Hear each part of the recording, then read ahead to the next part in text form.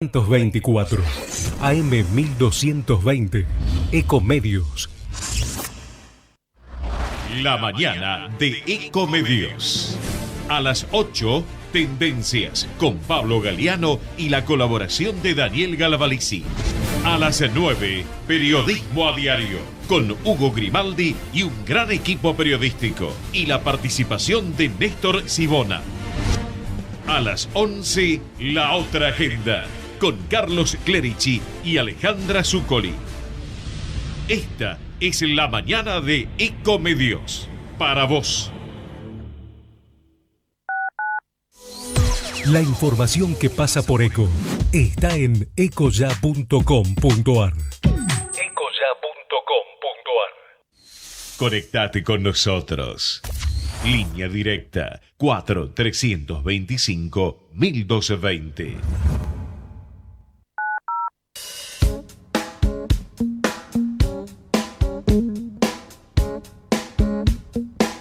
Aquí comienza Placeres Divinos con Esteban Cafo. Te invitamos a compartir una hora dedicada a la buena música, vinos y algunos de los grandes placeres de la vida. Acompañan este programa Bodegas Monteviejo, Marcelo Pelleriti Wines, Vinos Almaguar, Quesos La Serenísima y Selected Wines.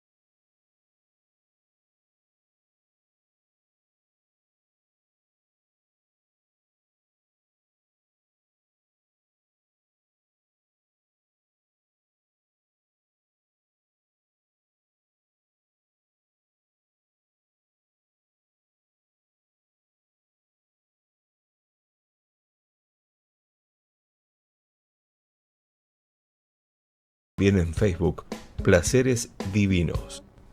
Presenta este momento Bodega Monteviejo. Muy buenas noches, qué gusto saludarlos. Aquí arrancamos esta nueva edición de Placeres Divinos. Nuevamente, un lujo, un placer tener presente a mi querido Pietro Sorba. Bienvenido. Gracias, la verdad que sí. Es muy lindo estar acá sentado con vos.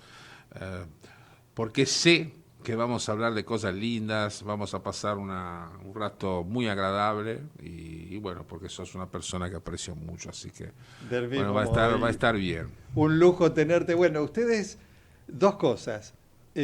Ornella Vanoni es quien escuchábamos, aquellos que no estén tan familiarizados con esa magnífica voz, para ponernos en el ambiente. Una cantante que nos gusta a ambos, tanto a Pietro como a mí. Y también veían una imagen que es uno de los temas, digamos, el tema la excusa desencadenante de estar acá junto con Pietro, que es esa imagen, aquellos que estén siguiendo la radio con imagen, el nuevo libro, el número 15 de la prolífica producción de libros de Pietro, y como ustedes ven, Pietro Sorba, Recetas de Carne. Comentanos, Pietro, cómo nace la iniciativa de toda esta secuencia de libros sobre distintos matices de la gastronomía, esta vez en algo que lo tenemos como muy básico en la gastronomía argentina. Contanos un poco sobre el contenido de este libro. La idea fue seguir un poco ampliando esa paleta, si la podemos llamar así, de contenidos locales, porque yo me ocupo básicamente de contenidos locales, con otra información. Yo digo siempre que los libros, por lo menos en el caso de libros gastronómicos, libros de cocina, son paquetes de información. Sí, señor. Por lo menos yo lo considero así. Y entonces en esa búsqueda permanente de realización de estos paquetes de información, que desde mi punto de vista un periodista tiene que transmitir a la persona para que la persona tenga más herramientas, para que tenga más recursos, me refiero a la información, para poder comprar mejor, para poder elegir mejor, para poder cocinar mejor, etcétera, etcétera. Bueno, finalmente faltaba algo vinculado a la carne vacuna. Después de los bodegones, pizzerías, parrillas, pulperías, etcétera, etcétera, etcétera, me parecía interesante hablar un poco de esto. Uh-huh. Ahora, el asunto cuando empezás a pensar en este tipo de contenido es cómo encararlo. Claro. En Argentina existe una situación importante vinculada a la carne, que es la ceremonia, el ritual, una situación importante que se llama asado. Sí, sí. Y el asado es dominante en este asunto de la carne. No se puede obviar, no se puede no pensar cuál es el rol del asado en toda esta historia. Y el asado, bueno, como siempre, con las cosas muy importantes, tiene pro y tiene contra. Bueno, las cosas a favor las conocemos todas, y las cosas, algo, él también algún defecto tenía que tener. Que esa práctica te impide, mejor dicho, explorar otros ámbitos vinculados con la carne. ¿Por qué? Porque el asado normalmente se realiza con 4, 5, 3, 7 cortes, y más o menos el asunto termina ahí, porque el asado, no sé, el vacío, qué sé yo, el bife ancho, pero quiero decir, una colita de cuadril, la entraña, pero quiero decir, no hay mucho más. Sí, los matices en todo caso están en el punto de cocción. Exacto. Y muy poco más. Pero es interesante recordar, en un lugar como Argentina, en el cual se come realmente mucha carne vacuna, todavía se come mucha carne vacuna, que tiene una tradición en ese sentido, que la media res tiene aproximadamente 40 cortes. Entonces, digamos, es un patrimonio, es un recurso, es algo importante para las personas que adoran este alimento y que desean consumirlo con frecuencia. Uh-huh. Y entonces, bueno, este fue uno de los motivos que me empezaron a estimular para hacer este libro. Entonces, bueno, a partir de esta consideración, ¿qué información, cómo armar la información? ¿Qué estructura informativa tenemos? Había que transmitir a través de este libro. Entonces, primero uno define la cantidad, más o menos una cantidad aceptable de recetas. En este caso son 160. En realidad 159, uh-huh. Porque no me gustan los números redondos. Y después los capítulos. Entonces el primero, yo quise empezar un poco por la génesis, pero no la génesis religiosa, sino la génesis, la supuesta génesis que se podría aplicar a un trabajo de este tipo, que son los caldos, las salsas, los fondos de cocción, que se hacen con los huesos, que se hacen con la carne, porque es importante conocer esa parte de la historia, porque esa parte es el sabor. Claro. Cuando nosotros queremos, no es lo mismo hervir unos ravioles en un caldo de carne que en agua salada. No es lo mismo tener a mano un fondo oscuro, que no es tan difícil de hacer, que no tenerlo cuando tenemos que reforzar una salsa que utilizamos para condimentar una carne. Entonces me pareció interesante arrancar por esa parte. Entonces salsas madres, como te decía, el caldo de carne, cómo se realiza un buen caldo de carne, algunas salsas muy emblemáticas como el ragú, o un ragú genovés. Bueno, y a partir de ahí empezar con las otras cosas. Entonces las entradas frías, calientes, los platos principales, sándwiches, tartas, hasta 5 postres. Postres. Hasta 5 postres.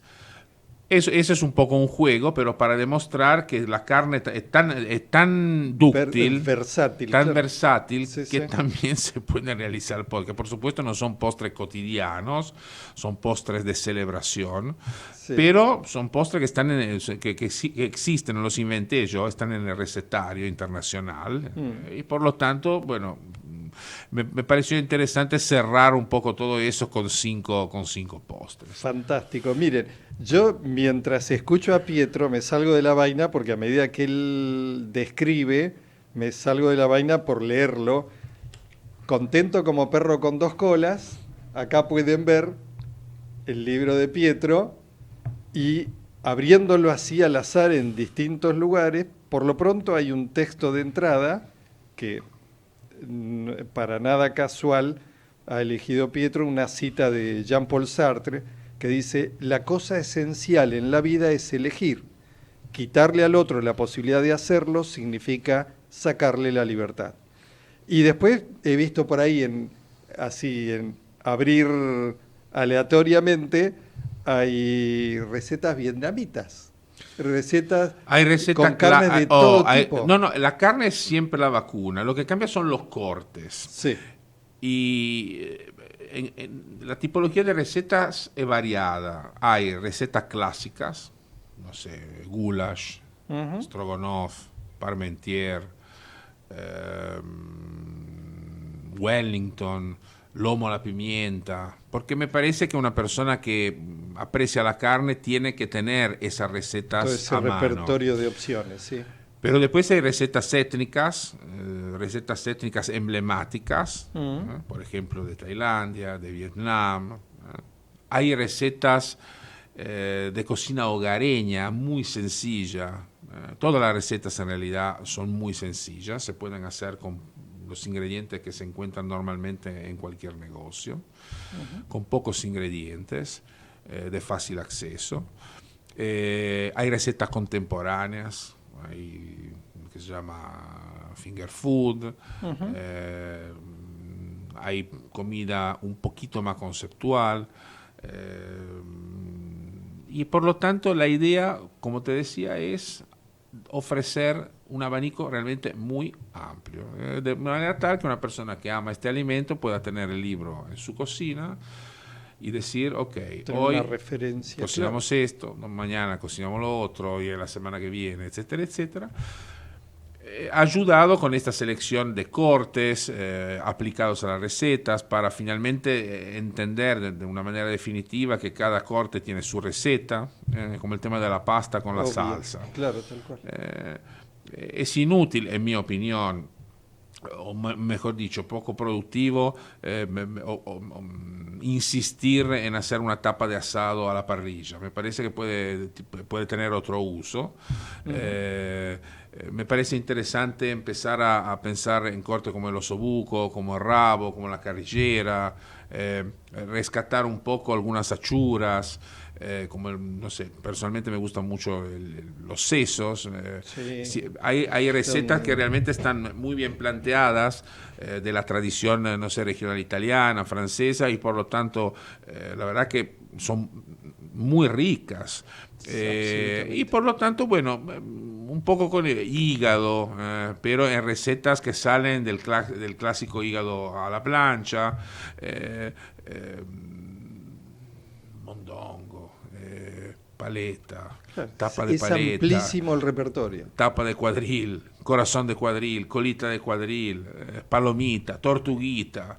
Entonces quiero decir, los cortes son casi infinitos, no, porque hay un límite, Pero pero las son posibilidades son muchos y enormes. las combinaciones muchas Enormes. más. Así Y que, entonces, esta más o buenísimo. menos es la idea del La libro. idea del libro, sí, buenísimo. Por supuesto que ya acaba de salir hace muy poco, Sí, Editorial Planeta, como en otros libros sí, que has sí, editado, y ya está disponible en en las librerías, en librerías, principales sí. librerías. Bueno, vamos a seguir charlando sobre el contenido de este libro y algunos detalles más de tus recientes experiencias, viajes y demás. Vamos ahora a hacer una breve pausa y seguimos con Placeres Divinos.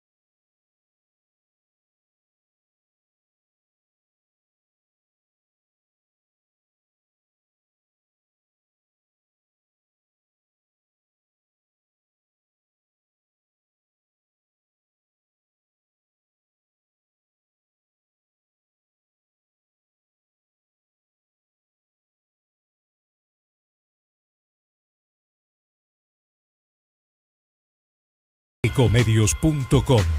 AM1220. Estamos con vos. Estamos en vos. Descarga gratis de tu celular la aplicación Ecomedios. Podés escucharnos en vivo, informarte con las últimas noticias y entrevistas en audio y video.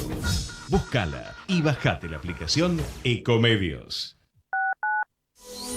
Podés vernos en vivo en ecohd.com.ar. Conectate con nosotros. Línea directa 4-325-1220. Muy bien. Saludamos a Alberto Raúl Torres.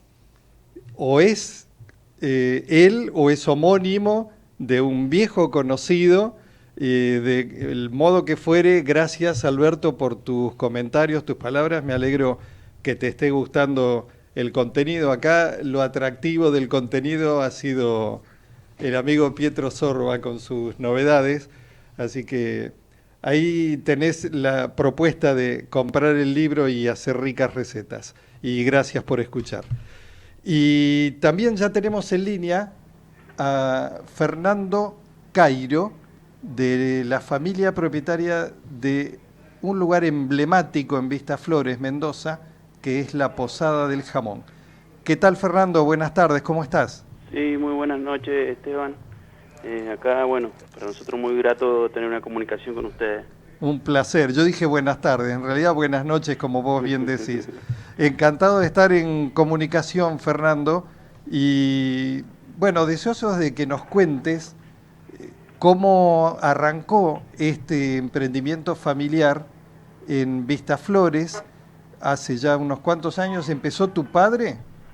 Sí, la verdad que nosotros empezamos en el año 93.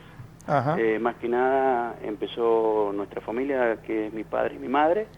Y bueno, después hemos seguido aportando nosotros acá en el emprendimiento que, bueno, estamos acá en el Valle de Uco. La verdad que muy lindo. Sí, ya veo. Y además, en ese momento, parece que uno hablara de muchos años más, pero en estos años, desde principios de los 90, como decís vos, hasta hoy, ha variado muchísimo el desarrollo de toda esa zona del Valle de Uco, y en el momento que ustedes empezaron, siguen siéndolo hoy, referentes en el lugar. Empezaron como restaurante, como un lugar que preparaban productos regionales. ¿Cómo arranca el proyecto familiar? Sí, en ese momento cuando se inicia esta parte gastronómica, era muy difícil la época porque no había mucho turismo, emprendimiento no habían. Fue uno de los pioneros con esta parte gastronómica acá en el Valle de Uco.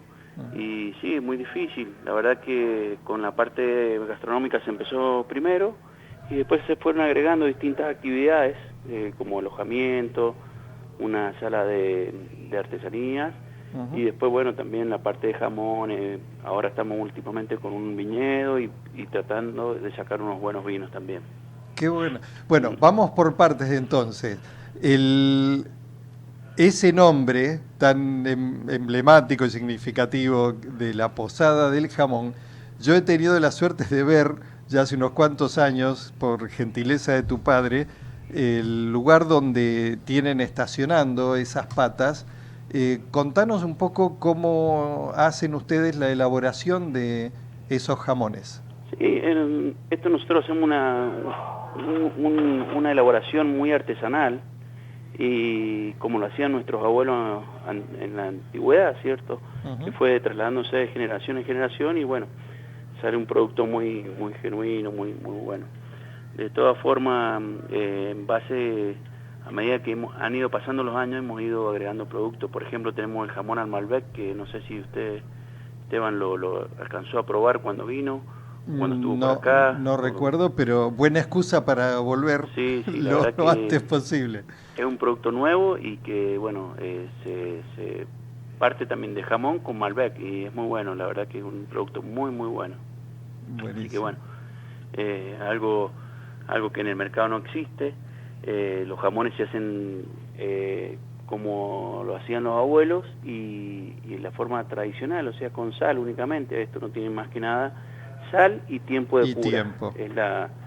Es el método que usamos nosotros. Y un lugar bueno, que ayuda mucho al curado del jamón, por el tipo de clima allí en el área de Vistaflores.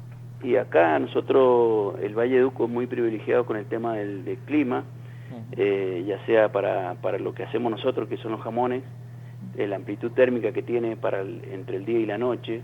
Entonces también es muy bueno para los jamones también, porque refresca mucho en la noche.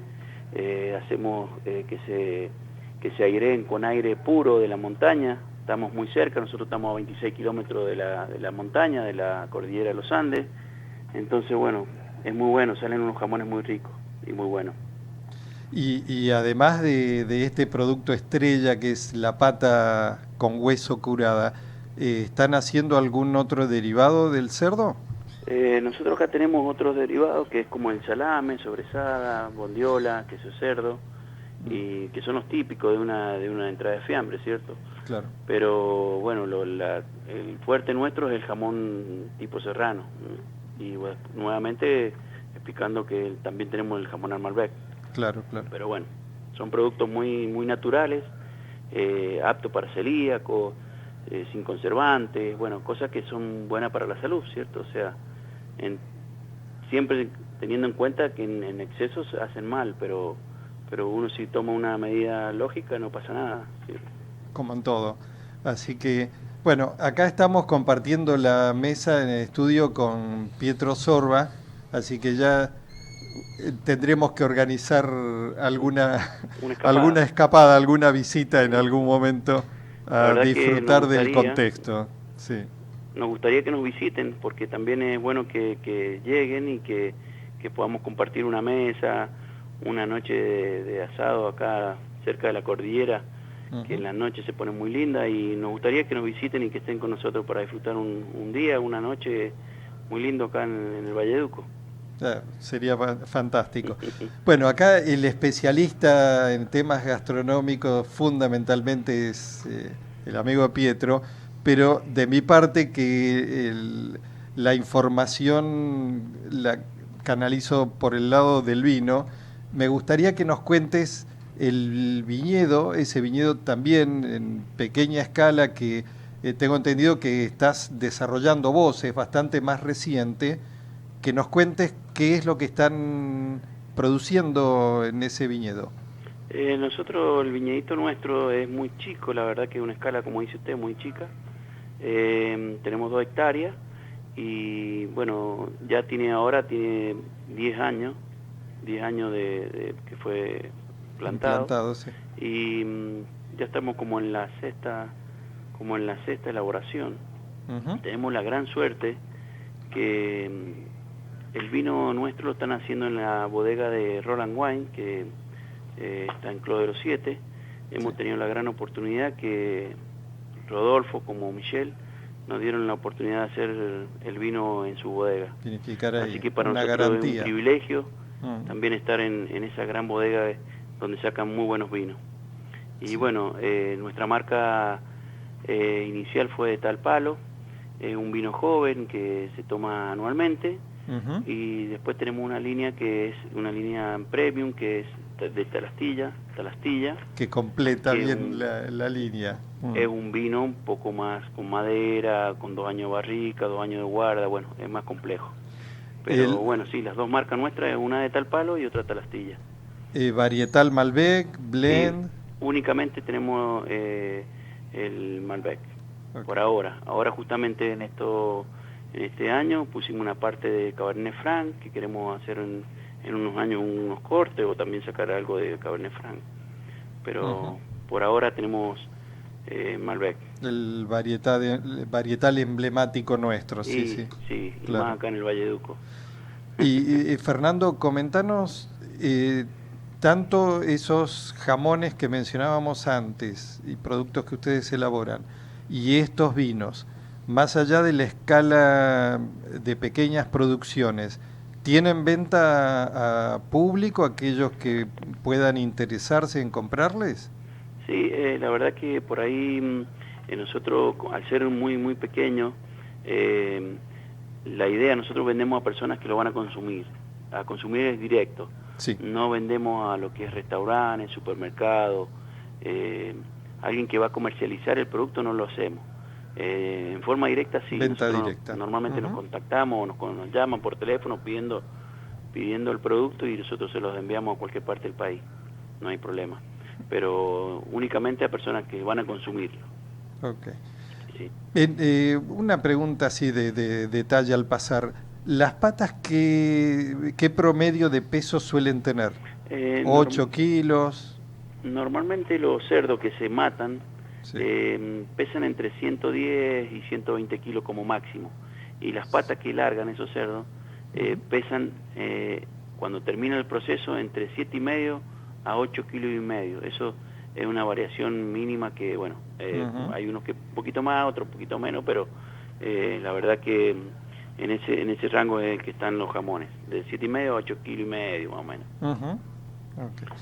Y finalmente, para completar la propuesta que ustedes tienen, mencionabas que tienen alojamiento también, aquellos que pasen por Vistaflores y deseen no solo parar a disfrutar la gastronomía del lugar, pueden quedarse.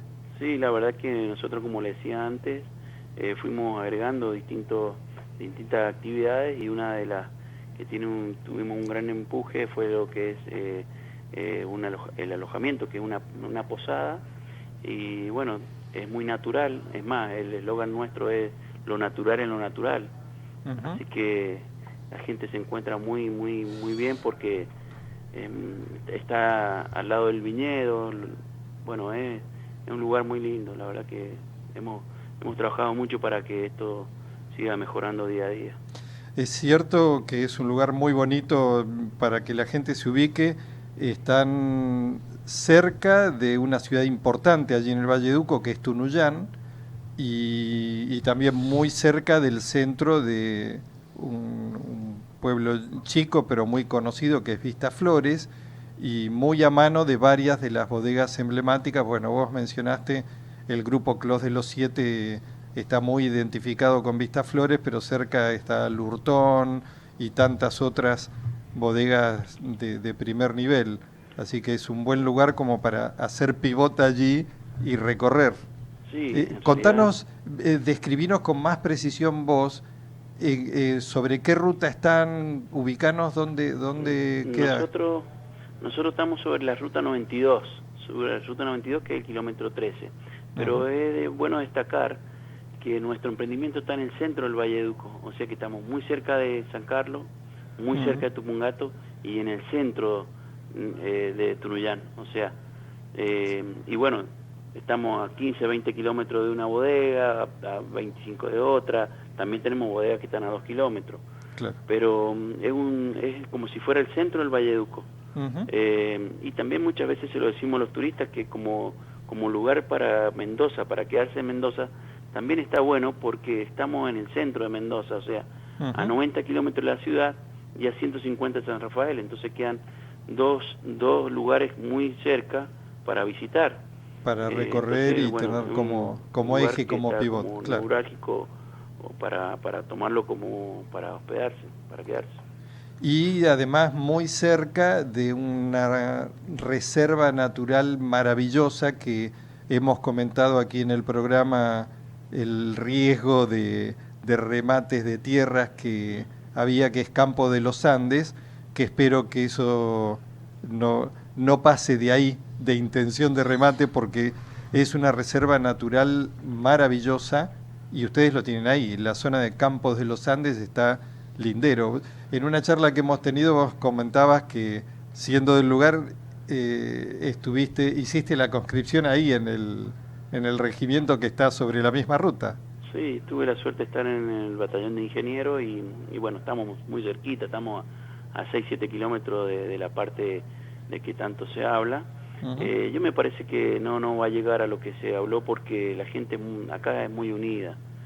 Ya pasó en un momento con respecto a la minería y se unió todo el pueblo y acá no pasó nada, o sea, no se hizo minería.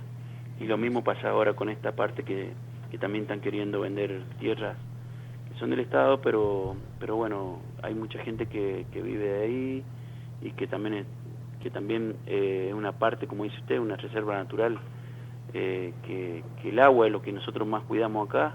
Claro. Así que me parece que no, la verdad que el pueblo siempre, cuando hay alguna corriente como estas, se une y salen Y a se pelear la frenan situación. los eventuales abusos que pudiera haber. Muy bien. Bueno, Fernando, un placer haber compartido estos minutos contigo. Gracias por la información del lugar. Siempre es bueno conocer, informar a la gente que pueda haber escuchado o no de la Posada de Jamón, pero es un sitio emblemático. Quedó como para en algún otro momento comentar la cantidad sabrosa de anécdotas que ustedes deben tener, la cantidad de negocios, la cantidad de contactos, negocios en el mejor sentido, desarrollo del valle en todos estos años que han tenido como escenario las mesas de la Posada del Jamón.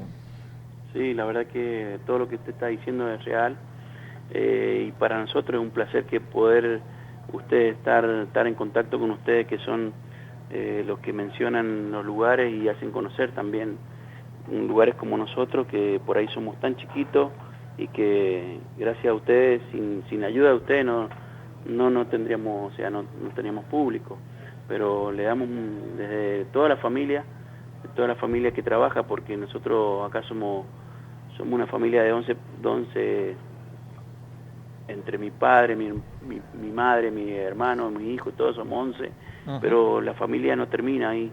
La familia de la Posada es en los mozos, la señora que está en la cocina, la señora que está en la parte del hospedaje. O sea, es una familia que está esperando para atender a las personas. Así que me pongo en parte de todos y darle un gran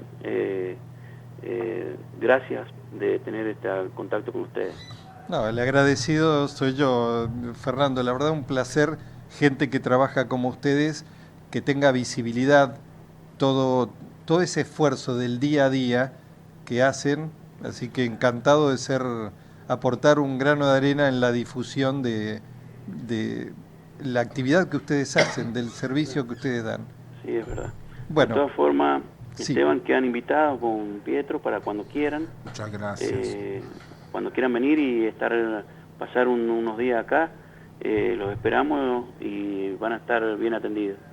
Seguro que sí, doy fe porque yo las veces que he pasado, varias de ellas con amigos como NN, sin referencia de nada, he sido atendido como atienden ustedes. Veo a la mayoría de la gente y así de boca a boca se transmite, pero doy fe, he sido atendido excelentemente y he comido excelentemente, así que gracias.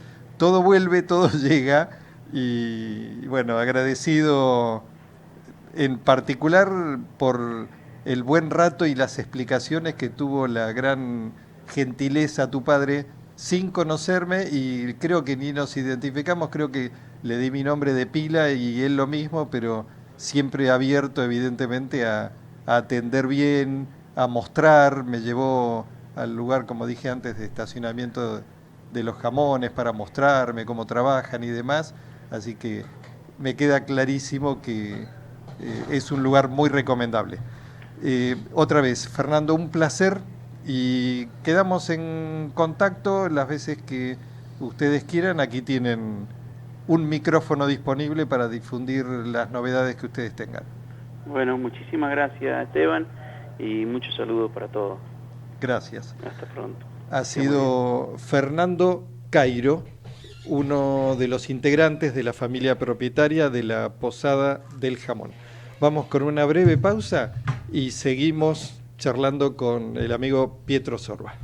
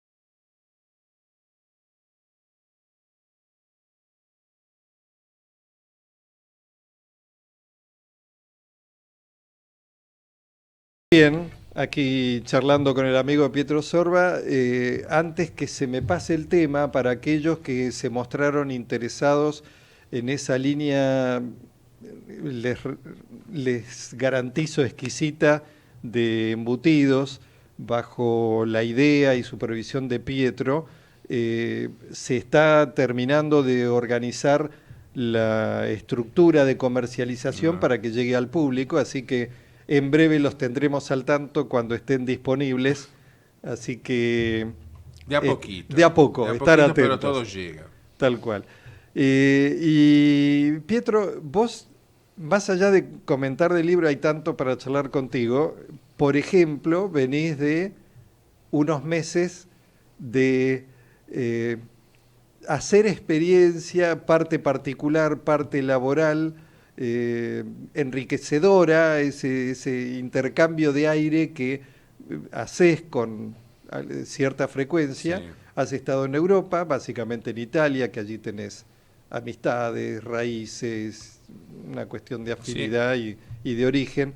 Contanos, así en líneas generales, algo hemos charlado fuera de aire respecto de seguir comprobando las delicias de lo que es la tradición gastronómica de Italia que has tenido la oportunidad, la suerte de volver a disfrutar.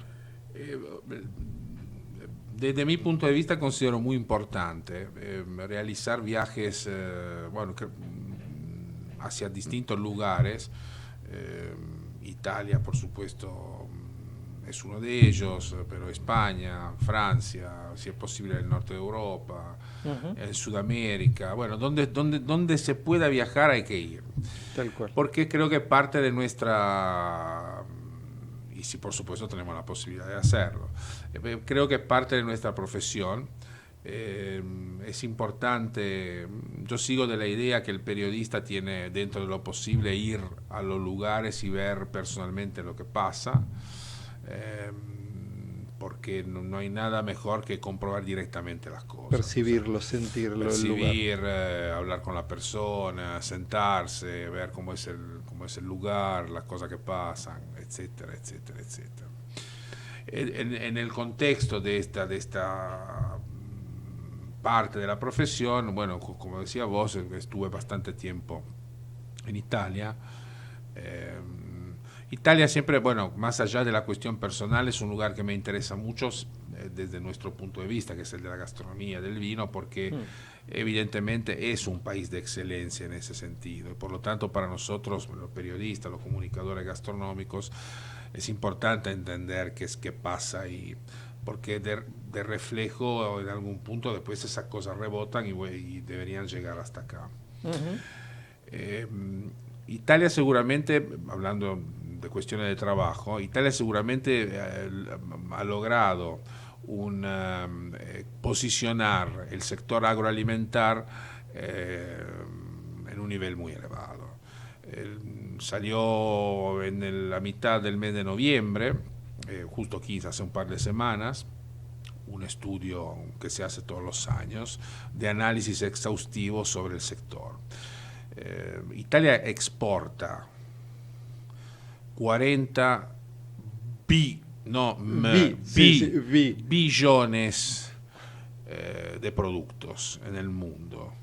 40 billones de euros de producto y su sistema agroalimentar completo, o sea, en italiano se llama la filiera, o sea, desde la producción primaria hasta lo que sucede en el café y en el restaurante, vale 130 billones de euros.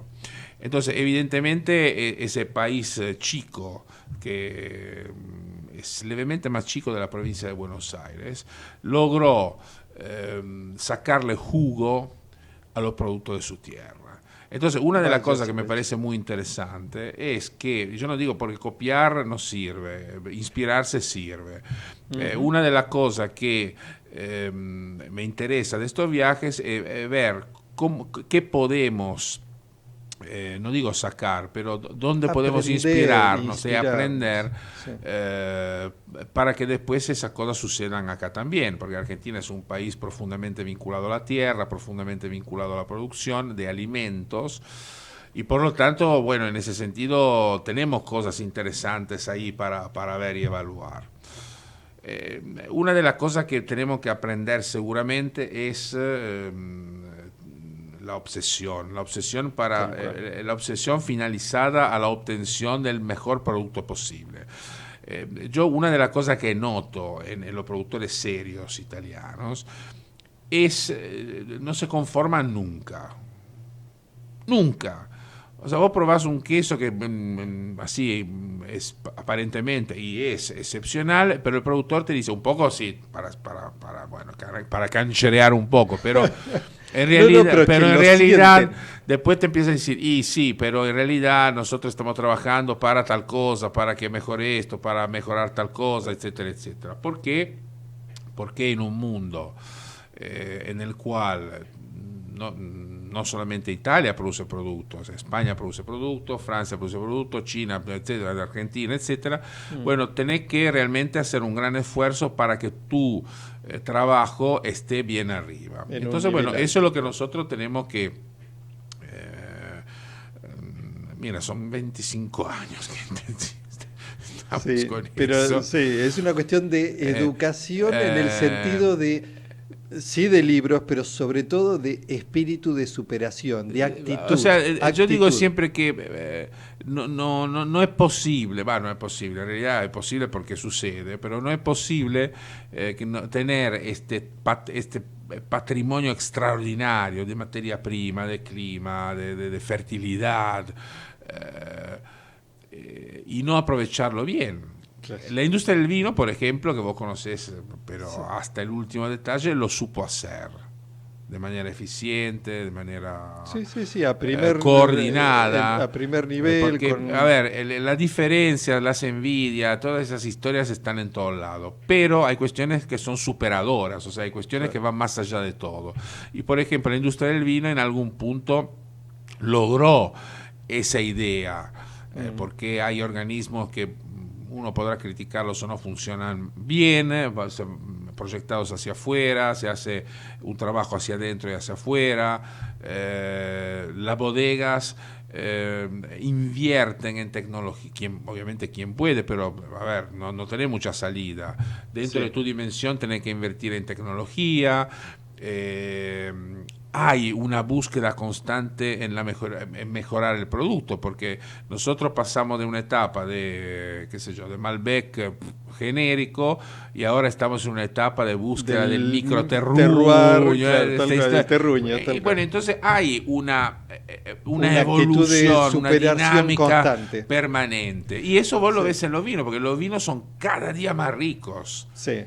Cada día son más perfectos, cada día son más ricos, cada día son más, tienen un estilo, una elaboración más cuidada, las etiquetas son impecables, la botella es buscada. O sea, quiero decir, eso es lo que hay que hacer en general, pero en la industria del alimento me parece que es algo importante, porque finalmente el alimento después es algo que uno saborea. Es algo realmente íntimo, entonces me parece que hay que hacer todo el esfuerzo posible para tener el mejor producto. Vos hablabas ahora con un productor, bueno, el productor, no sé, seguramente tiene que pensar todos los tantos días qué hacer para mejorar, en ese caso, ese jamón. Claro. ¿Ves? Salimos con un jamón al Malbec, fantástico, ¿ves? Es una evolución, es una dinámica. Dentro de esa idea de entre comillas, de pequeña empresa, bueno, existe evidentemente una voluntad de progresar.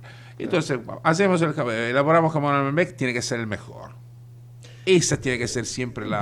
Vos fuera de aire, charlando, me dabas un ejemplo muy gráfico de esto que estamos charlando respecto del acheto balsámico. Sí. Sí. En este viaje me contabas una anécdota. Yo suelo ir a un lugar que se llama Reggio Emilia, que tiene su aceto balsámico tradicional, con su denominación de origen. Ese también es otro tema en el cual sí estamos, pero no atrasados, recontra ultra atrasados, porque si vos pensás que Italia, por ejemplo, que es el país que tiene más denominaciones, indicaciones geográficas, o sea, más sellos de calidad en el mundo, tiene aproximadamente entre vinos y alimentos, debe tener aproximadamente entre 500 y 600.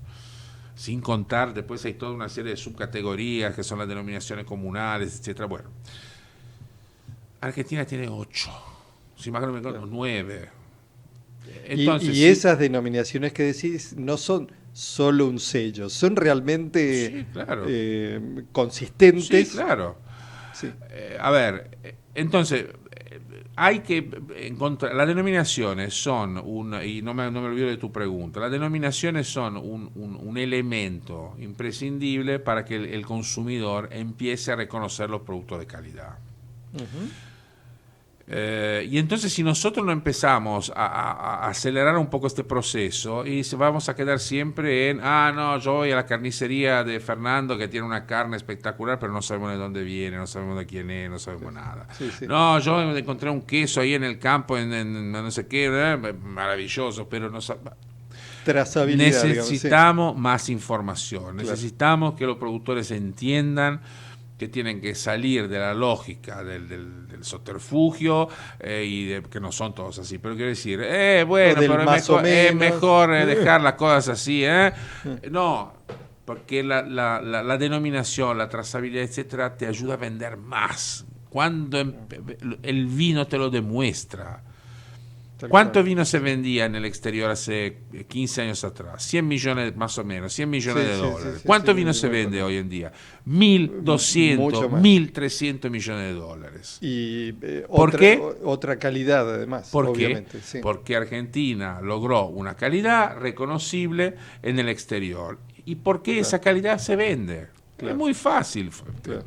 Una forma de decir, pero quiero decir, el mecanismo es simple. Y volviendo un poco al tema del aceto balsámico, sí. Un ejemplo. Siempre logro visitar por pequeños productores, etcétera, porque me interesa. Y el aceto balsámico es un producto casi misterioso, en el sentido que si uno ve el aceto balsámico que se vende en los supermercados a pocos pesos, que no tiene nada de malo, pero simplemente vinagre, alcohol adicionado con azúcar, claro. O con caramelo, la mejor de las hipótesis, sí. Que no tiene nada que ver con ese mosto, sí. Que entra en un sistema de soleras y que año tras año pasa de un pequeño barril a otro, un pequeño barril abierto en su parte superior con una tela, simplemente cerrado con una tela para que pueda evaporar la cantidad correcta y que finalmente ese mosto concentre año tras año sus aromas, sus azúcares, pero claro. No de manera forzado, artificial, en forma natural.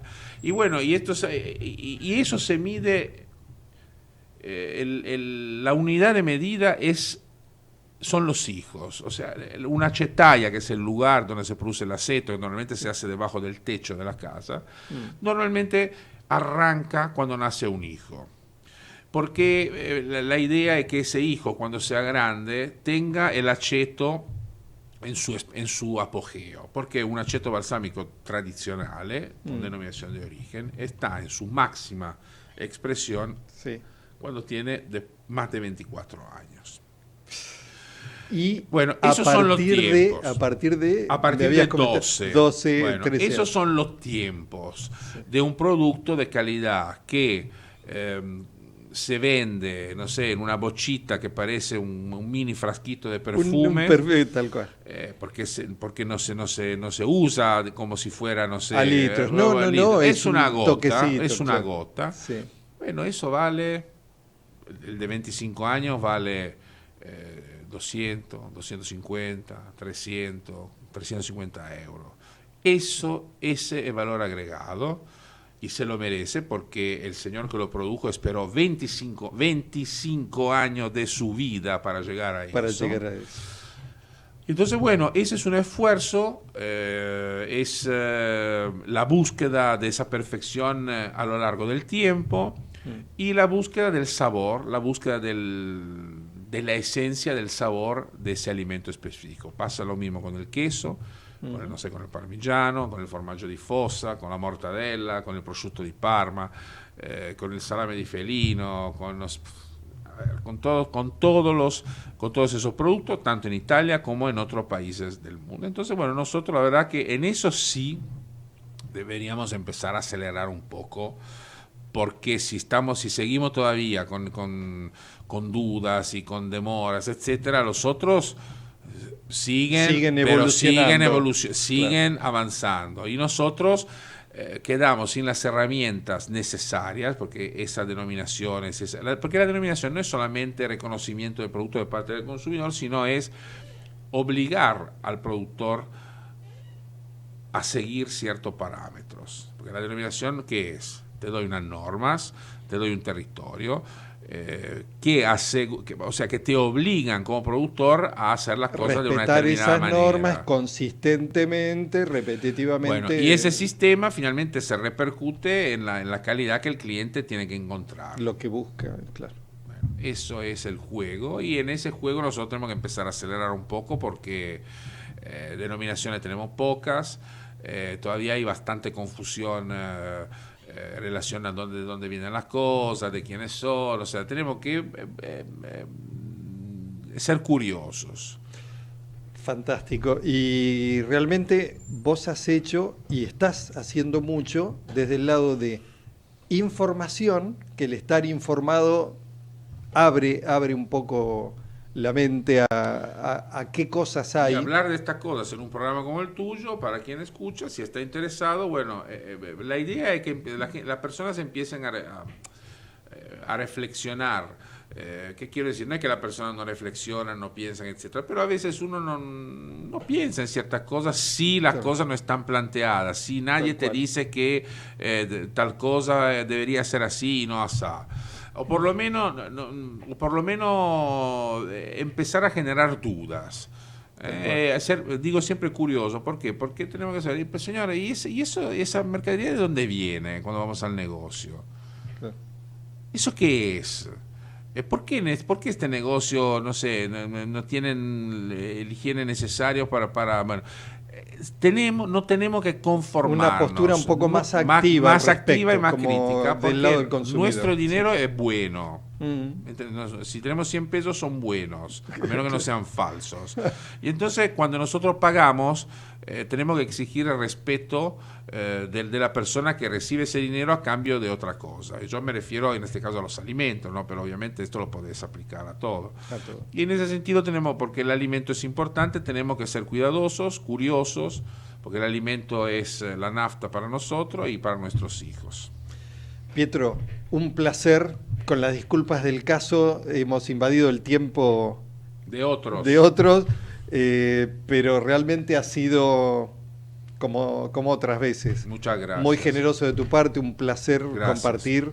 Y bueno, recuerden, Pietro Sorba, recetas de carne. Vayan, compren el libro, que realmente vale la pena, siempre con el valioso aporte, lúcido aporte de Pietro. Gracias. Gracias a vos. Y bueno, pásenla bien, tomen buenos vinos, hagan ricas recetas.